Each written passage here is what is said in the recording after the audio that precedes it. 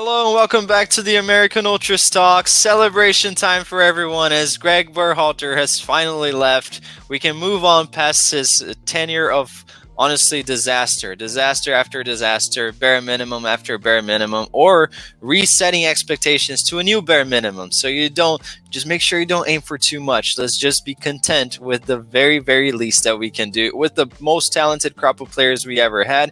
It's been confirmed. Gregg is out. Initial thoughts right away, Braden. Your immediate reaction.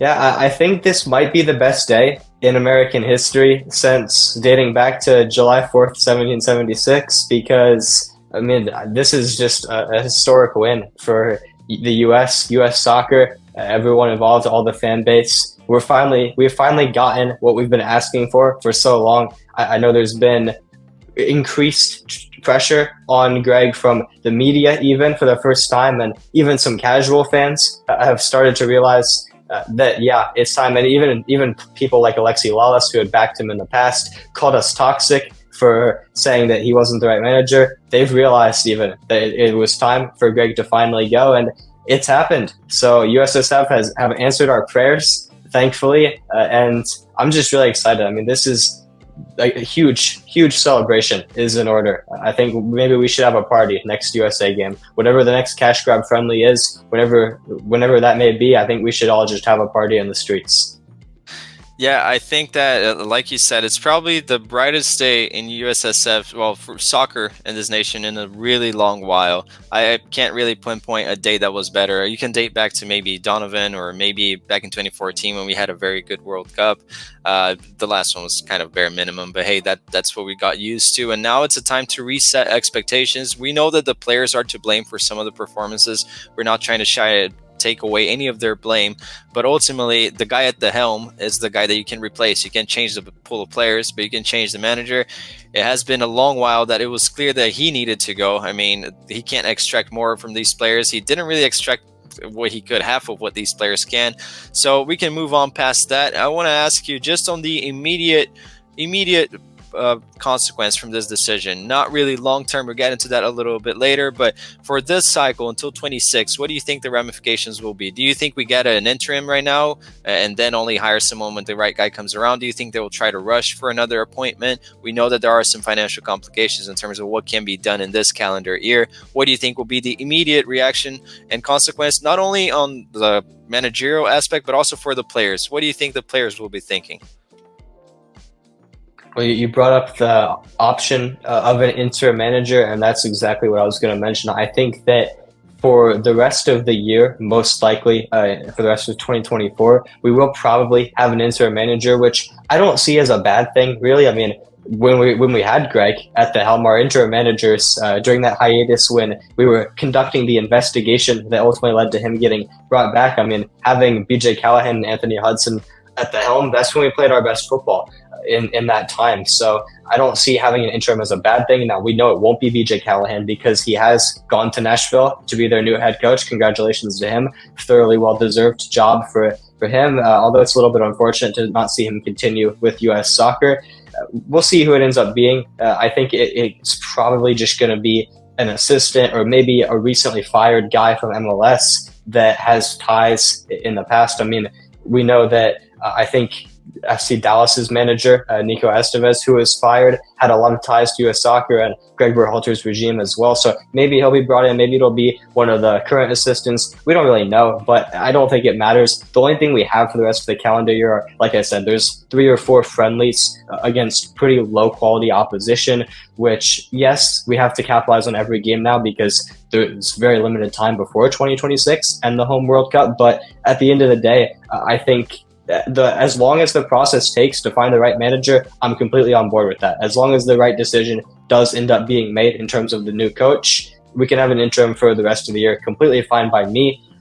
In terms of who we get when we get a new coach, I think it will probably be towards the start of 2025. I'm hoping they can move quickly because some of the potential options that are unemployed currently are pretty intriguing, and we'll get into that a little bit later, and especially in a completely other video as well. We'll have a video coming out with our top 5 potential managers to hire to replace Gregg Berhalter.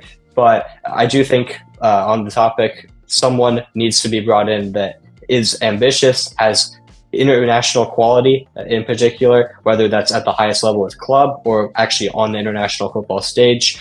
But it can't just be another MLS guy that's going to maybe be better than Gregg, but still meet kind of a bare minimum.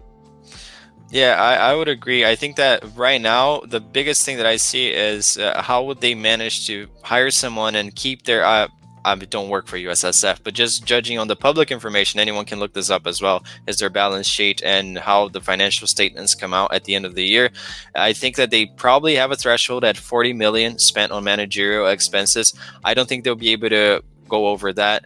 I think it's probably something that they have to steer away from, and it's impossible to do that hiring a really good manager, which brings to one of my biggest concerns, that if the right guy comes around, I don't think they will pull the trigger. I think they will likely, I think that they prioritize money so much, and it's honestly, you can kind of see from a business sense, but I don't think that they will necessarily see, hey, this is a great option. They'll more than likely act on the let's conduct a worldwide review type of manner, which is what Matt Crocker did in the past, and take a good while. And next year, maybe if someone, I'm hoping that someone becomes available next year, because that's when ideally they'll be able to hire someone realistically.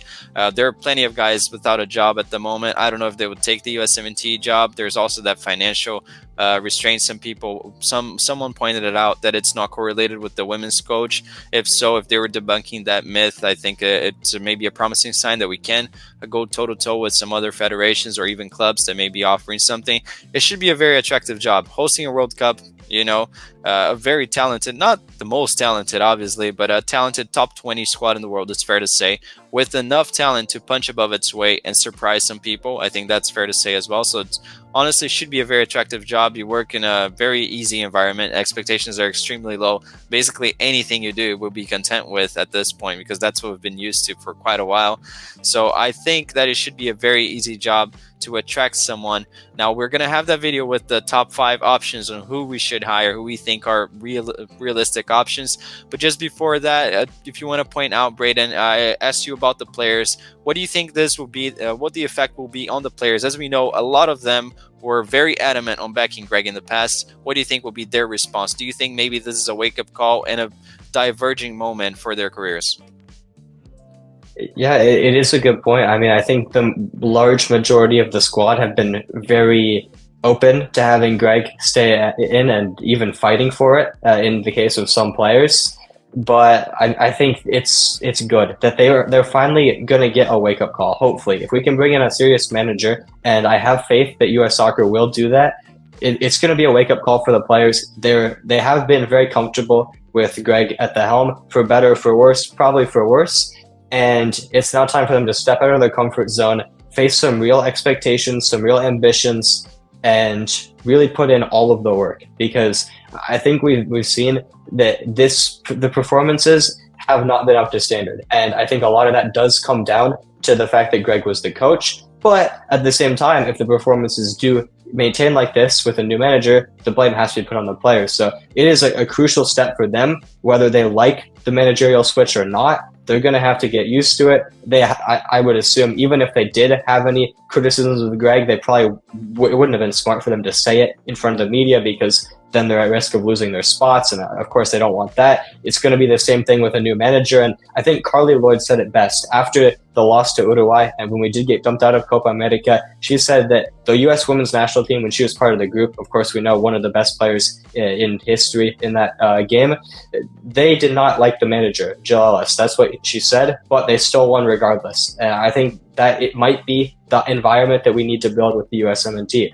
Not saying that we need to bring in a manager that the players are going to hate necessarily, but someone who will push them a little bit more than the previous one did and really try to get the best out of them. Absolutely. Just want to give her some props, because I think throughout the tournament she was very spot on. I know some people, at least in Brazil where I come from, they're very skeptical of women commentating soccer. I think that she's a great breath of fresh air bringing onto the panel all of her insight as a player, and I completely agree. How comfortable is it really on that dressing room when she said the culture? These guys keep mentioning we have a great culture, a great culture. Well, a great culture is not going to get you anything, really, unless there is something to back on. Hey, we won this thanks to our culture. You win because of how you're set set up in the game. Plenty of teams all across history. Rafa Benitez, when he coached Liverpool, no players liked him, and they ended up being pretty successful. You need someone that pushes you. And at that point where she brought how comfortable they are, how their culture is, and even how amicable they are with each other as a family, as they say, I don't think is the best environment that breeds winners. We lost a little bit of that almost blue-collar spirit that this team used to have back in the day, where they would fight up against anyone in the days of Dempsey, and now everyone's buddy with each other. So maybe we need someone to be bringing some drastic changes. Do I think that will happen? I don't know. This is my final question to you, Braden. Do you trust USSF? And this is not only on them as well, because you can only get what's available. Do you think that the next appointment will be one that leaves you very satisfied, or do you think it will be something that we'll have to deal with, but better than Gregg? I think regardless, it'll be better than Gregg. So thank you, US Soccer, for making the right call. And thank you for finally getting us rid of Berhalter and bringing in someone better. I think it's a very 50-50 split, whether it's going to be, like you said, a more realistic, safe option, someone from MLS, maybe Hugo Perez, who isn't necessarily from MLS, but I mean, we know his history with the Usmnt, managed El Salvador in the past. Someone like that, someone safer like Steve Cherundolo from LAFC, Jim Curtin from the Union, someone who has ties to US Soccer and would be safe. But at the end of the day, they'd be better than Gregg. I mean, these managers have shown within MLS, which is something that Gregg didn't do, that they have the ability to be successful. I think there's a distinct possibility that it does happen, but part of me is holding out hope. For the first time in a long time, I'm holding out hope now that we will punch above our weight in terms of the managerial hire. I think, like you said, this is a very attractive job. I think it's the perfect opportunity for someone to come into the international game, host a World Cup on home soil in 2026 with a good group of players that, like you said, they have the talent, they have the ability to punch above their weight. I mean, if you look at us versus the Morocco team that made the semifinals, I think it's very fair to say that on paper, in terms of the talent and the quality of the players, we match up pretty well compared to them. But the team that they had and ultimately the locker room, like you said, you can't get anywhere with culture, but you can if there's a good manager there that's building that culture, a winning culture. I think there's a distinct possibility. Maybe it's not the biggest of names like Jurgen Klopp that has been heavily linked, although, I mean, if that happened, I'd be the happiest man in the world.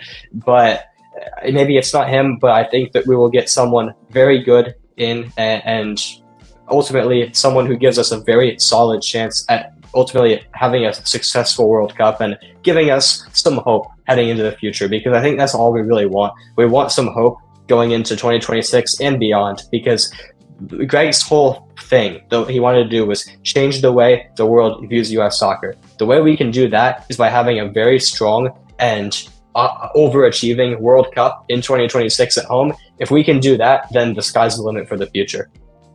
Yeah, and that's the note that I want to end it with, the hope. If you're watching this video and you've been, I know some of the guys in the comments have said they've been down and they think that, oh, should I give up on this team or not? Please don't do that, because this could be the catalyst for change. This is a moment where we have to give it to them. For as obvious as it seemed, U.S. Soccer got it right. They got the guy. Maybe it was a little later than we thought, but there's still time. 2 years is plenty of time to get something going. We won't be able to have a competitive game until then, but we can have a manager drill these players, playing a different style, and bring back the hope. Because with a good guy at the helm, I'm more than sure that this team can do something significant in the future. Let's hope for that. Please don't give up on the team, and this should revive your energies, reboost it. Really, we can't change our country either. So if you support the US, it's not like you can just we're not dual nationals here on FIFA. So let's just keep supporting the guys. I think we have a real opportunity of getting someone right. I hope and trust that US Soccer will do their best to find someone.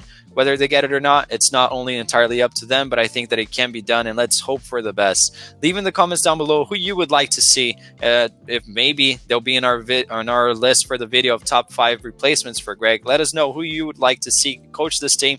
A lot of talk about Klopp. He made the 4th of July post as well. But make sure to leave down in the comments below what you think about this. Was it too late? Was it not? I think we can all be happy and celebrate. As you see behind me, fireworks in everyone's minds right now since Gregg is gone. So bye, Gregg. Bye to the viewers that watched this far into the video. Make sure to leave a like, subscribe, share with your friends, and we'll see you next time.